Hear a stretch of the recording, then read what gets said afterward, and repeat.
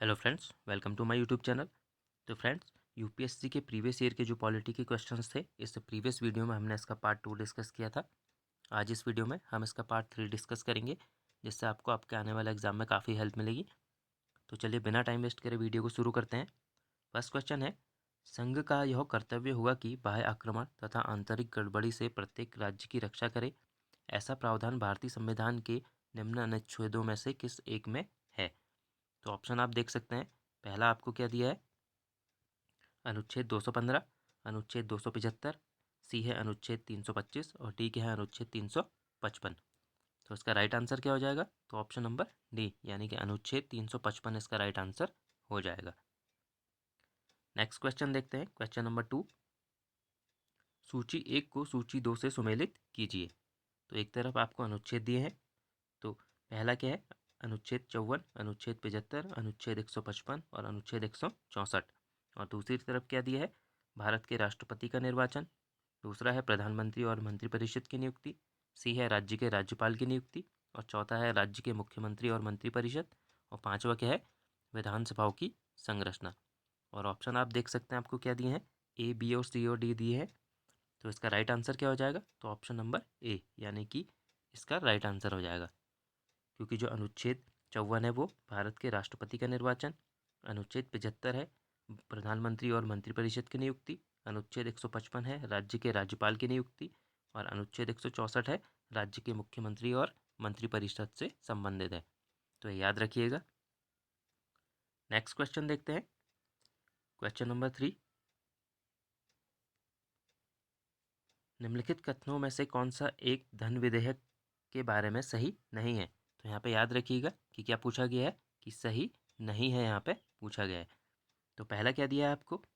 धन विधेयक संसद के दोनों सदनों में से किसी भी सदन में प्रस्तावित किया जा सकता है।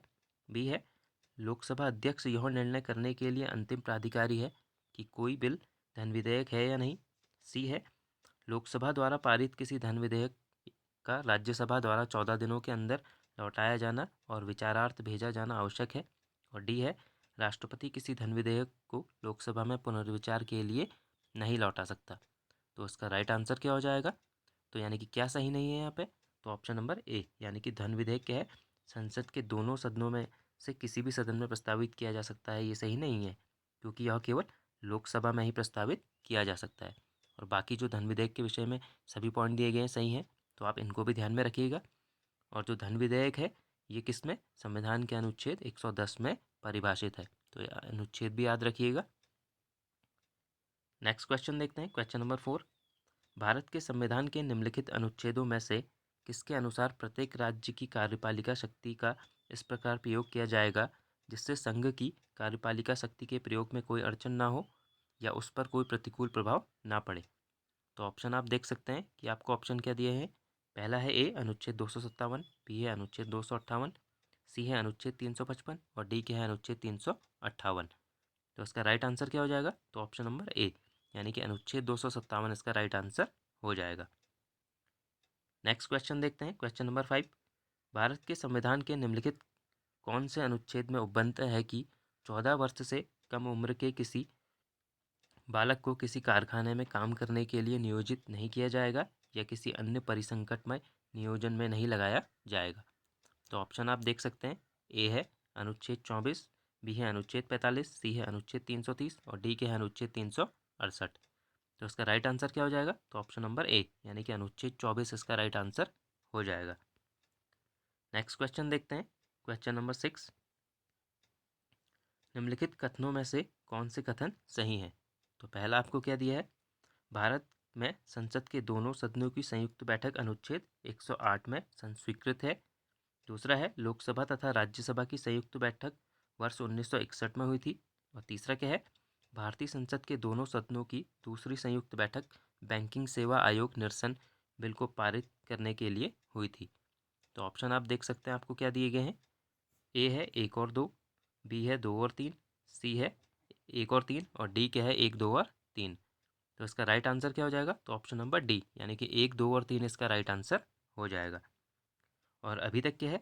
3 बार संसद के दोनों सदनों की संयुक्त बैठक हुई है, जिसमें से जो पहली बैठक है वर्ष 1961 में दहेज प्रतिबंधन विधेयक के लिए, दूसरी बैठक 1978 में बैंकिंग सेवा आयोग विधेयक के लिए, और जो तीसरी बैठक है 2002 में आतंकवादी निवारक अध्यादेश के लिए हुई थी। तो ये जो तीनों बैठक हुई हैं और इनके एयर और ये किस लिए हुई हैं इनको भी आप याद रखिएगा। नेक्स्ट क्वेश्चन देखते हैं, क्वेश्चन नंबर 7। भारत के महान्यायवादी यानी कि अटॉर्नी जनरल के विषय में निम्नलिखित कथनों में से कौन कौन से कथन सही हैं। तो पहला क्या दिया है आपको, वह भारत के राष्ट्रपति द्वारा नियुक्त किया जाता है। दूसरा है, उसमें वही योग्यताएं होनी चाहिए जो सर्वोच्च न्यायालय के न्यायाधीश की होती हैं। तीसरा है, उसे संसद के किसी भी एक सदन का सदस्य होना चाहिए। और डी क्या है, संसद द्वारा महाभियोग लगाकर उसे हटाया जा सकता है। तो ऑप्शन आप देख सकते हैं कि ए है 1 और 2 सही है, बी है 1 और 3 सही है, सी है 2, 3 और 4 सही है, और डी क्या है 3 और 4 सही है। तो इसका राइट आंसर क्या हो जाएगा, तो ऑप्शन नंबर ए यानी कि 1 और 2 सही है इसका राइट आंसर हो जाएगा।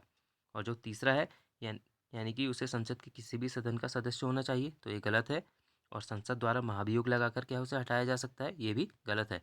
क्योंकि जो राष्ट्रपति है वो किसके द्वारा, जो महान्यायवादी है वो राष्ट्रपति के द्वारा अपने पद पर नियुक्त होता है और राष्ट्रपति ही उसे हटा सकता है। और जो संविधान का अनुच्छेद 76 है उसके तहत क्या कहा गया है कि महान्यायवादी की नियुक्ति कौन करेगा, राष्ट्रपति द्वारा की जाती है। तो यानी कि याद रखिएगा ये दोनों पॉइंट्स जो हैं। नेक्स्ट क्वेश्चन देखते हैं, क्वेश्चन नंबर 8। भारत के राष्ट्रपति को पदच्युत या रिमूव करने का संकल्प निम्नलिखित में से कहाँ प्रस्तावित किया जा सकता है। तो ऑप्शन आप देख सकते हैं, केवल लोकसभा में, बी है संसद के किसी भी सदन में, सी है संसद की संयुक्त बैठक में, और डी क्या है केवल राज्यसभा में। तो इसका राइट आंसर क्या हो जाएगा, तो ऑप्शन नंबर डी यानी कि केवल राज्यसभा में इसका राइट आंसर हो जाएगा। और जो प्रावधान है ये किसमें, संविधान के अनुच्छेद 67 में जो प्रावधान किया गया है। नेक्स्ट क्वेश्चन है क्वेश्चन नंबर 9। निम्न संवैधानिक संशोधनों में से कौन से राज्यों से निर्वाचित होने वाले लोकसभा सदस्यों की संख्या में वृद्धि से संबंधित हैं। तो ऑप्शन आप देख सकते हैं, ए है 6वां और 22वां, बी है 13वां और 38वां, सी है 7वां और 31वां, और डी क्या है 11वां और 42वां। तो इसका राइट आंसर क्या हो जाएगा, तो ऑप्शन नंबर सी यानी कि 7वां और जो 31वां संविधान संशोधन है वो किससे, लोकसभा सदस्यों की संख्या में वृद्धि से संबंधित है। और जो 7वां संविधान संशोधन है 1956 के तहत, इसके तहत क्या है, राज्यों को राज्यों तथा संघ राज्य क्षेत्रों में पुनर्गठित किया गया। और जो 31वां संविधान संशोधन 1973 है इसके तहत लोकसभा की सदस्य संख्या क्या है 545 निश्चित की गई।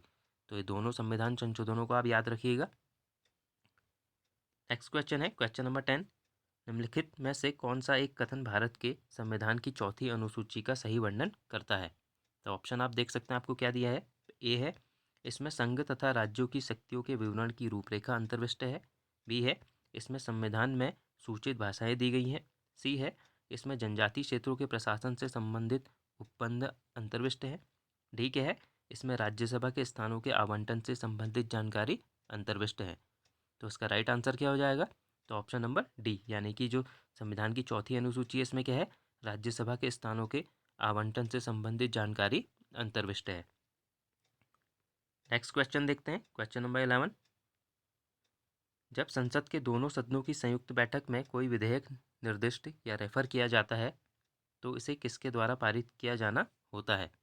तो ऑप्शन आप देख सकते हैं, ए है उपस्थित तथा मत देने वाले सदस्यों का साधारण बहुमत, बी है उपस्थित तथा मत देने वाले सदस्यों के 3/4 बहुमत, सी है सदनों का 2/3 बहुमत, और डी क्या है सदनों का पूर्ण बहुमत।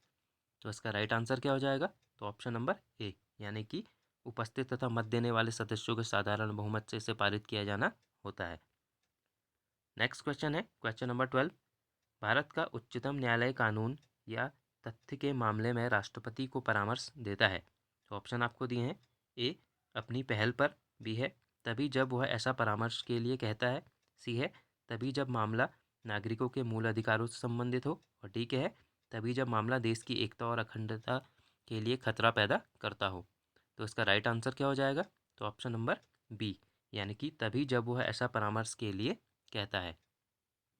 और संविधान के अनुच्छेद 143 के अनुसार क्या कहा गया है कि राष्ट्रपति को उच्चतम न्यायालय से परामर्श करने और कानून या तथ्य के प्रश्न पर उसकी राय लेने की शक्ति प्रदान करता है। तो ये जो अनुच्छेद 143 है इसे भी याद रखिएगा। तो फ्रेंड्स आज हमने जो पॉलिटी के प्रीवियस ईयर के यूपीएससी के क्वेश्चंस थे उनको डिस्कस किया। मिलते हैं हम नेक्स्ट वीडियो में। Thank you friends.